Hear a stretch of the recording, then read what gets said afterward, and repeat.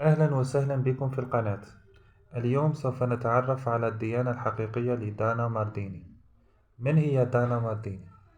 هي ممثلة سورية شابة من مواليد 1988 في دمشق، أي عمرها 34 سنة، وهي ممثلة ممتازة من الطراز الرفيع، التي نالت شهرة واسعة في سوريا والوطن العربي من خلال الأداء الخرافي التي تتميز فيه. وقد شاركت في عدة مسلسلات، أهمها مسلسل الندم.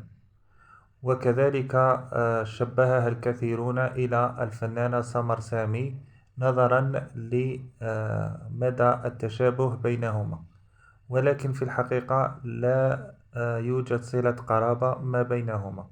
أما الديانة الحقيقية فهي مسلمة سنية